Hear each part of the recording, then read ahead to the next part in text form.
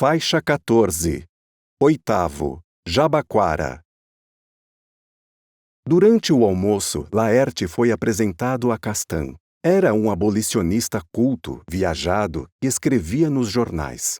Ficou estabelecido que dormiria na sua casa. Na sua casa, queria dizer, no quarto habitado pelo futuro cronista da abolição, nos fundos do armazém em que era empregado, na Rua do Sal. Ele tinha companheiro de quarto. Era um moço cubano chamado Benito que, nas horas vagas, escrevia versos repassados de amarga filosofia.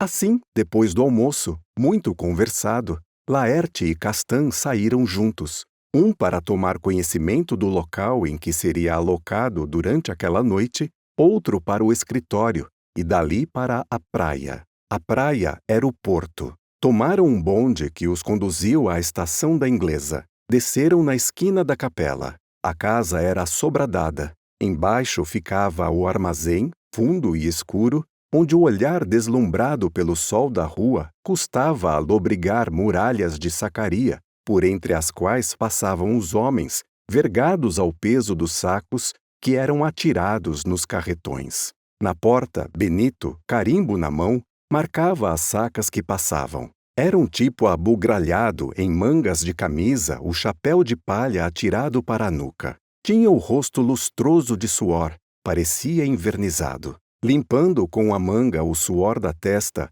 ainda achou jeito de dizer uma pilhéria aos que passavam. Laerte seguiu Castan. Subiram pela escada escura e estreita. Chegaram ao primeiro andar, onde havia bancos toscos e uma armação de tábuas com tela de arame e 2 grandes guichês para os clientes. No balcão, debaixo dos guichês, empilhavam-se dezenas de latinhas de amostras, que os zangões viriam procurar para percorrer a praça. Dentro, apenas 2 mesas e cadeiras. Pelas paredes, mãos de ferro e ganchos, sustentando volumosa correspondência. Folhinhas, anúncios de partidas de vapor e, sufocantes, o calor, o cheiro do café, do estuário, das 1000 fermentações nauseantes. Abriram ao fundo uma porta de madeira, entraram por um corredor ainda mais escuro e chegaram ao espaçoso quarto em que terminava o sobrado. Era tão escuro que, mesmo de dia, para se procurar alguma coisa, precisava-se acender vela. Foi o que Castan fez.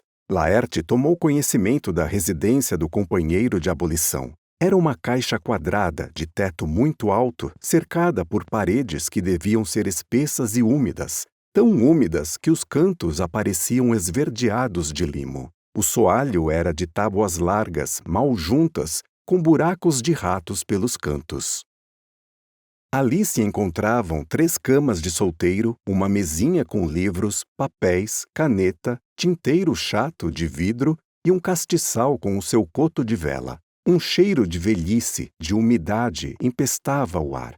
O estudante correu a uma das janelas e se pôs a olhar. Essa janela dava para o quintal da casa vizinha, padaria e refinação de açúcar. Era um vasto terreno cercado. No canto, viçava uma aboboreira com flores amarelas. O centro não passava de uma espécie de área coberta de lama pegajosa. Era ali que se rachava lenha para o consumo do estabelecimento. Tomando o lado fronteiro à janela, havia um cortiço baixo, de meia água, coberto com telhas de zinco, igual a muitos que havia pela cidade. Ali moravam estivadores, com suas famílias. O visitante olhava esse quadro quando foi tomado por uma sensação de asco. Os restos do almoço do pessoal da padaria eram postos num prato desbeiçado e levados ali para o bichano. Mas o animal tinha de manter uma atitude de boa vizinhança para fazer jus a um ossinho ou a um naco de gordura. É que as ratazanas, ao sentirem a chegada do prato, saíam do armazém, da padaria, da cerca, de toda parte, e se apropriavam do cibo. O gato olhava para a concorrência e ficava de lado, a lamber o focinho, à espera de um lugar no banquete. Nunca pensou em atirar-se contra os intrusos. É que as ratazanas, volumosas e alentadas como coelhos, dariam cabo dele. Por isso viviam em boa paz. Isso entre os homens chama-se política. Ainda estava na contemplação dessa cena quando outra mais desagradável lhe foi dada a ver. Moradores dos cortiços arrastaram um colchão para essa área, acamaram-no sobre tábuas e depois trouxeram lá de dentro um homem magro, cor de cidra, que acomodaram o melhor possível. Castan explicou que se tratava de um trabalhador atacado pela peste e que as pessoas da família transportavam para fora a fim de respirar melhor, pois o calor dentro daqueles casebres era espantoso. Laerte novamente sentiu um arrepio de morte. Abandonou a janela e acompanhou a Castan, que se dirigia para o escritório. Depois das despedidas, em que ficou aprazado o novo encontro, desceu a escada e precipitou-se na cidade que cheirava a café, a tijuco, a suor, barafustando por entre linhas intérminas de carretões de 2 parelhas que se arrastavam aos trapiches, entre silvos de chicotadas e pragas de carroceiros. Nessa mesma tarde, Totó Bastos levou Laerte ao Jabaquara para que ele contasse aos Caifazes de São Paulo como era a República do Quintino de Lacerda. Desceram de um bonde no Largo do Rosário, dirigiram-se à Praça dos Andradas, alcançaram os fundos da Santa Casa, de onde partia o caminho do Fontana. A subida era áspera, por vezes perigosa. De quando em quando, grupos de negros se aproximavam deles, faziam perguntas, discutiam entre si e acabavam por permitir-lhes a passagem. Caminhando, Totó Bastos repetiu a história daqueles quilombos. Ali por 1870 começaram a chegar a Santos, com maior frequência, os pretos fugidos do interior. Ébrios de liberdade, viviam ao Deus dará e os capitães do mato os capturavam à noite, dormindo no pátio das igrejas, nas soleiras das portas ou nas tábuas alcatroadas dos trapiches. Uma senhora santista, Dona Francisca Amália de Assis Faria, doída dos pobres, começou a recolhê-los no quintal de sua casa, que logo se transformou num pequeno quilombo. O formoso exemplo se alastrou. Muitas damas da sociedade imitaram-na a tal ponto que, anos depois, o governo da província começou a receber queixas contra as principais famílias de Santos, apontadas como acoitadoras de escravizados fugidos. Por outro lado, as matas do litoral pareciam assombradas de quilombolas. A tragédia do Engenho das Neves andava na boca de todo mundo e punha arrepio nas espinhas dos escravocratas. Não conheço essa tragédia. Então escute. Do outro lado do porto havia um engenho e uma igreja de Nossa Senhora das Neves. No dia da Santa Padroeira, realizava-se estranha procissão nas águas do estuário. Centenas de pequenas embarcações, cheias de escravizados e senhores, comboiavam uma delas, toda enfeitada de flores, em que ia a imagem da padroeira. Havia por toda aquela banda guirlandas e luminárias, cânticos religiosos e danças, fogueiras e quentão. Brancos e pretos confraternizavam durante algumas horas. Os proprietários da vizinhança do engenho não gostavam daquilo. Segundo parece, após repetidas ameaças, mandaram o feitor Antônio Joaquim incendiar a igreja. Isso se deu em... Uma noite, as senzalas despertaram ao toque dos sinos. Uma chama alta alumiava o céu. No primeiro instante, os cativos compreenderam que aquilo era obra de Branco. Rebelaram-se e, por sua vez, incendiaram o engenho, a casa grande, o paiol, tudo. Os senhores que lá residiam conseguiram fugir e atravessar para Santos. Os amotinados passaram o resto da noite a dançar ao redor da espantosa fogueira. Ao amanhecer, lembraram-se do feitor e foram à sua procura. Depois de muitas voltas, encontraram-no debaixo de uma serrapilheira. Estava verde e batia os dentes. Amarraram-no a uma vara como se faz para transportar porco do mato e conduziram-no para o que restava do engenho. Ali encharcaram-no de querosene, incendiaram-no e soltaram-no. A tocha humana pôs-se a correr morro abaixo em direção do mar, na esperança de atirar-se à água. Mas não conseguiu. Caiu no caminho. Do homem só ficou um morrão preto, retorcido, fumegante. Enquanto isso, o zungu redobrou de entusiasmo. Os agogôs roncavam, os ganzás rascavam, as danças se tornavam malucas. A partir daquela noite, os pretos do Engenho das Neves, que eram numerosos, se internaram nas matas do Morrão, da Pedreira, da Cabraiaquara e do Peruti. Viraram quilombolas. Seu chefe era Pai Felipe. As matas andavam assombradas. Ainda hoje, quando se fala no drama das neves, os senhores de escravizados ficam de olho arregalado. Laerte parou. Estava fatigado de subir por carreiros de cabras. Do alto das pedras, os pretos espiavam os visitantes. Teve a impressão de que à roda deles, dissimulados nos espinheiros, havia sentinelas de espingardas reiúnas, olho grudado na mira. O companheiro, absorvido na história dos quilombolas, continuou. Em 1880, o movimento abolicionista havia empolgado a mocidade de Santos. Já não havia, por essa ocasião, onde esconder negros, e eles chegavam do interior sempre em maior número. Diante da necessidade de socorrer e esconder os infelizes, Américo Martins dos Santos, ex-cadete da Escola Militar, promoveu, ali por 1882, uma reunião em que tomaram parte numerosos moços. Ficou assentada a criação de um reduto para os fugitivos, espécie de quilombo onde se reunissem todos os escravizados subtraídos à escravidão, como refúgio geral e único, ao invés de se ocultarem nos quintais e porões das casas amigas.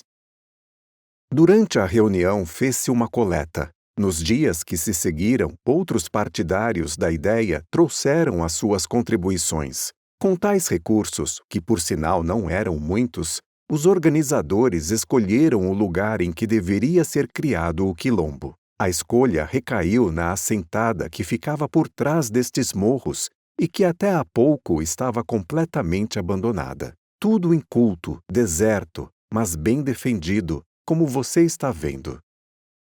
Conversando, chegaram a uma casa grande, chata, construída contra o barranco, com a frente vedada por cerca baixa de varinhas unidas.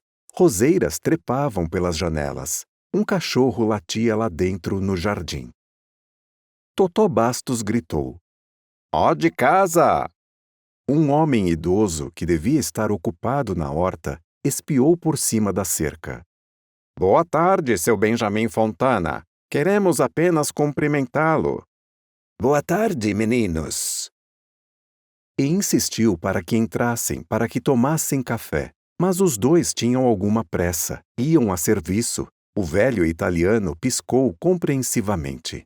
Sabia o que era aquilo, e acompanhou-os com a vista até que se perderam na última curva do caminho. Lá havia outro sítio, outra casa. Era a propriedade do despachante Geraldo Leite da Fonseca. Não havia ninguém na casa. As janelas azuis estavam fechadas. Os passarinhos saltitavam nas gaiolas. Mais algumas voltas e pararam, ofegantes, diante da paisagem. A planície do Jabaquara estendia-se, chata, entre cabeços arrepiados de capoeira.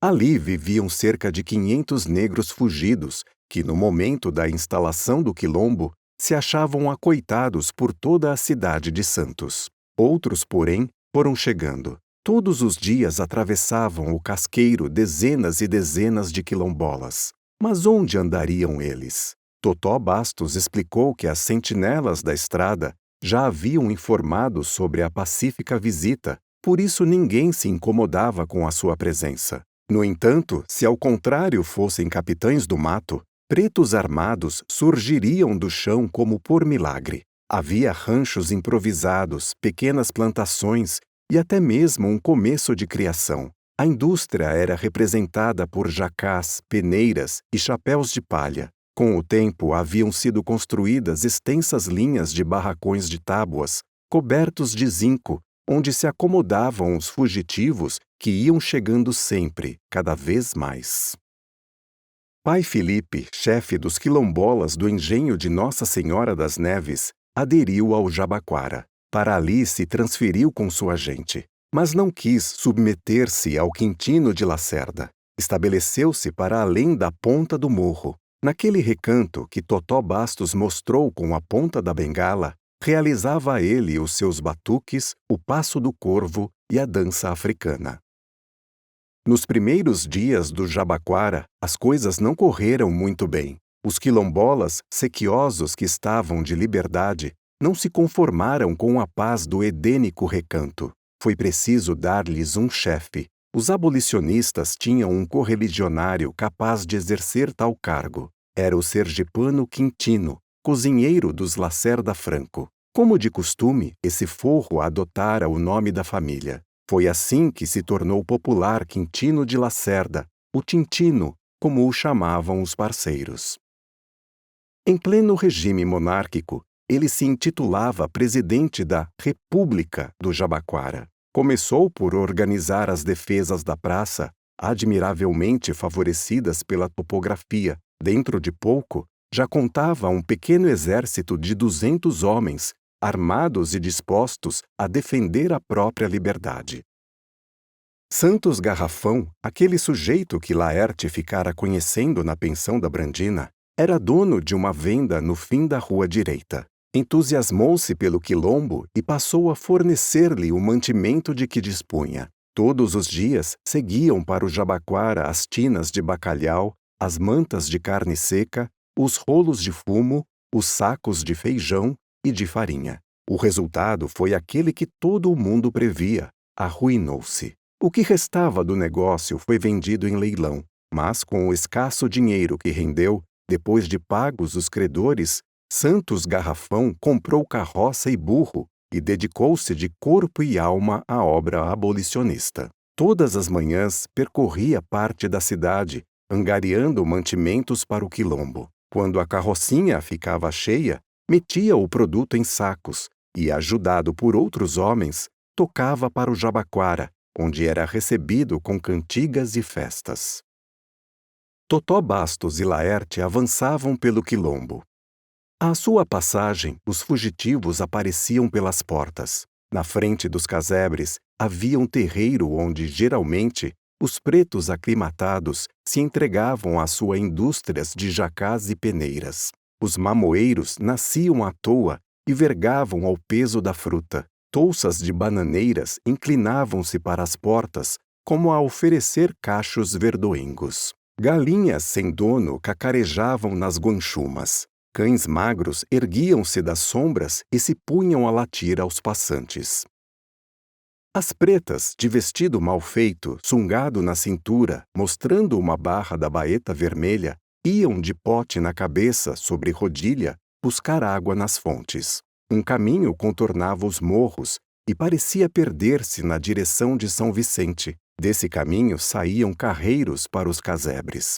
Um mato crescia por toda parte. Viam-se, no entanto, aqui e ali, coqueirinhos vermelhos, craveiros de defuntos e palmas de Santa Rita. Rente com os ranchos medravam pés de arruda e plantas de guiné. Uma fumaça pobre esgarçava-se no alto das cumeeiras. Ao anoitecer, cantavam cigarras perdidas nas copas dos jacatirões. A gente de algo dizia mal daquelas redondezas. Contavam-se à meia voz histórias de zungus e canjerês. Os escravocratas de Rabona e Barbicha Branca afirmavam de pés juntos que branco metido nos quilombos não era por idealismo, era por bilontragem, pura intriga. Não conseguiam fazer ambiente.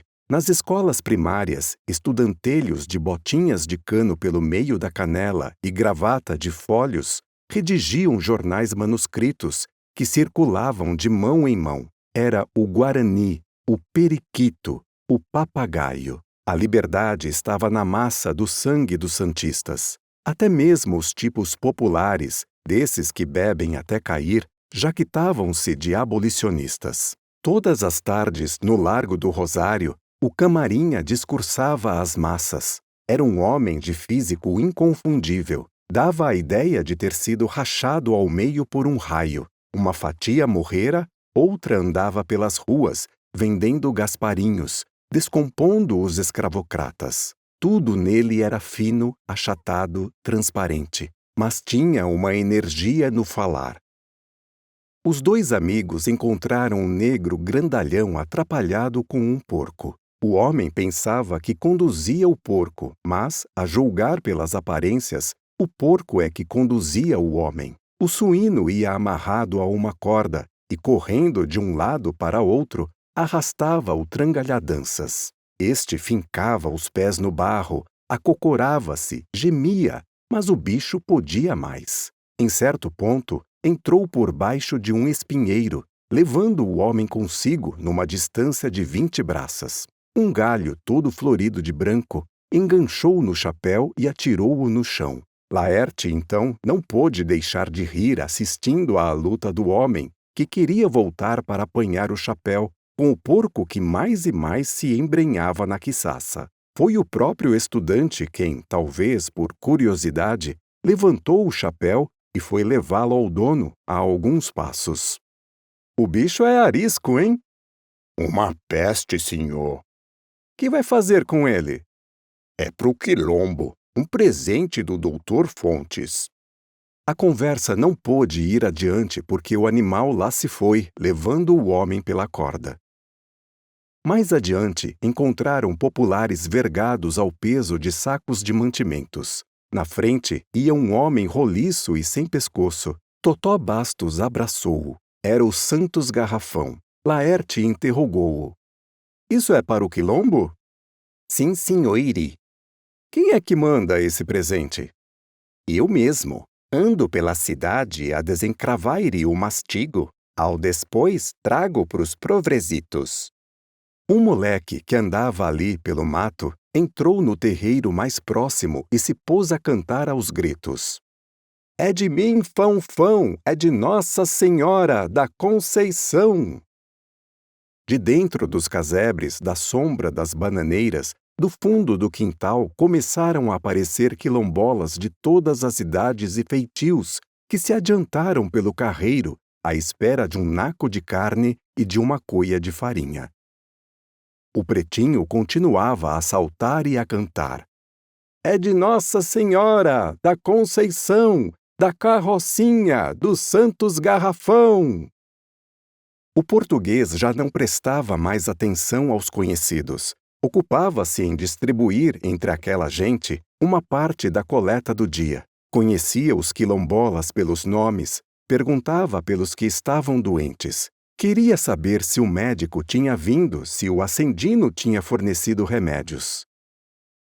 Entardecia. Os pretos do café e da estiva iam regressando aos ranchos. Andavam nus da cintura para cima, com largo chapéu praiano de aba revirada. Ainda tinham hábitos de senzala, mas já começavam a falar alto, a trocar a bênção pelo bom dia ou boa tarde. Continuavam, no entanto, a ser humildes, respeitosos, afetivos. Odiavam o Senhor, mas não odiavam o branco. Negro é a raça humana que não sabe odiar. Por isso Deus lhe deu os dentes mais bonitos do mundo, para que eles sorriam sempre.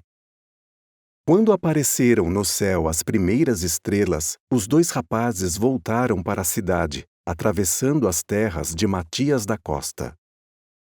Naquela mesma noite, houve na Sociedade Emancipadora 27 de Fevereiro uma reunião de caráter público. Estavam presentes numerosos abolicionistas. O estudante, apresentado pelos companheiros, entregou as cartas que levava a Xavier Pinheiro e Henrique Porchat. Tratava-se de assunto importante. Nelas, Antônio Bento informava que a campanha ia entrar num período de maior atividade e, dentro de pouco, os santistas, para quem, desde 27 de fevereiro de 1886, não havia mais escravidão, seriam chamados a prestar auxílios a legiões de cativos que, num êxodo sensacional, iriam procurar a liberdade na sua terra. Aquelas cartas não apresentavam pormenores, mas os abolicionistas compreenderam que algo de mais grave se delineava no horizonte.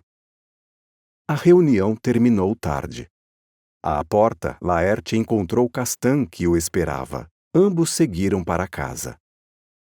Santos, àquela hora, dormia num silêncio abafado, como precursor de calamidade. Os lampiões pareciam de uma palidez cadavérica. Já haviam recolhido os últimos bondes. No entanto, ainda eram vistos carros de praça nos pontos de estacionamento. Pelas ruas, ninguém. Castan sorriu misteriosamente, sem explicar-lhe o porquê daquela angústia que se exteriorizava das almas, que pesava sobre a paisagem, as casas, tudo. Mas, em certo ponto, parou diante de uma casa e mostrou-lhe a bandeirinha amarela que aparecia inclinada sobre a rua, pregada às pressas numa porta.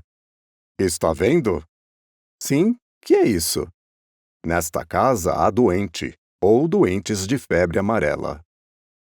O estudante não encontrou resposta. Ao mesmo tempo, surgiu na esquina um carro negro, fechado, comprido, com uma bandeira amarela desfraldada na mansidão da noite. Laerte não compreendeu. Castan esclareceu-o.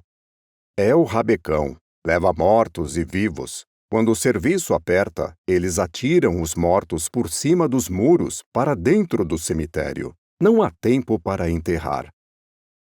Chegaram à capela da Rua do Sal. Atrás do templo dormiam mendigos. Fora de horas, ouviam-se ali, no escuro, vozes avinhadas e queixas de amor. Dos terrenos vagos, mais adiante, subia o clamor dos grilos, das rãs, das aves noturnas. O sobrado apareceu-lhes de lado. A parede, pintada a piche, apresentava 2 respiradouros, 2 olhos cegos. Mais longe, um lampião, à entrada do beco por onde passavam os moradores do cortiço que ficava aos fundos. Alguns homens conversavam debaixo do lampião. Castan conhecia-os de vista.